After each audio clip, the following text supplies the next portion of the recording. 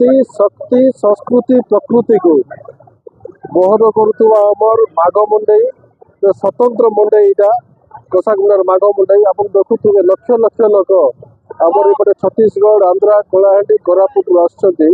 ଆଉ ଆମର ଯେତେ ଦେବାଦେବୀ ଅଛନ୍ତି କୃଷି ଭିତ୍ତିକ ପର୍ବ ମଧ୍ୟ ଯେତେ ଦେବାଦେବୀ ଅଛନ୍ତି ସମସ୍ତ ଦେବାଦେବୀକୁ ଚାଷ ସରିଲା ପରେ ଅମଳ ହେଲା ପରେ ଧାନୀ ମା ଭଣ୍ଡା ଘଡି ଠାକୁରାଣୀ ଚାଉରିଆ ସମସ୍ତଙ୍କୁ ପୂଜା ଅର୍ଚ୍ଚନା କରି ଗାଁରେ କେମିତି ସମସ୍ତ ପ୍ରାଣୀ ଜଗତ ଗାଁରେ କେମିତି ସମସ୍ତ ଲୋକ ଜନସାଧାରଣ ଘରୁ ଗାଈ କେମିତି ଭଲ ରହିବେ ଏବଂ ଚାଷ କେମିତି ଭଲ ହବ ତା ପାଇଁ ସମସ୍ତେ ମନାସିଥାନ୍ତି। ଶିରା ଗୁଣିଆ ଆମର ମାଝି ଚଲା ଲାଠି ଗାଦି କୃଷି ଆସ ସ୍ୱତନ୍ତ୍ର ଭାବରେ ଯାଇଥାଏ। ବହୁତ ଖୁସି ଲାଗୁଛି।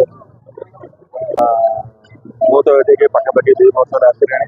2 ବର୍ଷ ହେଲା ମୁଁ ଏଠାରେ ଦେଖୁଛି ଆମ ଅଞ୍ଚଳରେ ମାଘ ମଣ୍ଡେଇ ହେଉଛି। ସରକାରୀ ମଣ୍ଡେଇ ମଧ୍ୟ ହେଉଛି ଏବଂ ମାଘ ମଣ୍ଡେଇ ମଧ୍ୟ ହେଉଛି। ସରକାରୀ ମଣ୍ଡେଇ ଏବଂ ମାଘ ମଣ୍ଡେଇ ଭିତରେ ଡିଫରେନ୍ସ ହେଲା ମାଘ ମଣ୍ଡେଇଟାକୁ ଆମେ ଏଠାରେ ଲୋକମାନେ ତାଙ୍କର ରିଏଲ ମଣ୍ଡେଇ ବୋଲି କହୁଛନ୍ତି। ଆପଣମାନେ ଜାଣିଲେ ଆଶ୍ଚର୍ଯ୍ୟ ହେବେ ପାଖାପାଖି 5,000 10,000 ଲୋକଙ୍କର ସମାଗମ ହେଇଛି। ସବୁ ରାଜନୈତିକ ଦଳର ନେତୃତ୍ୱ ମଣ୍ଡଳୀ ମାନେ ଆସିଛନ୍ତି। ସମସ୍ତେ ଏକାଠି ହେଇଛନ୍ତି। ଭଗବାନଙ୍କ ପାଖରେ ଲାଠି କୁର୍ସିର ମେଳ ଚାଲିଛି।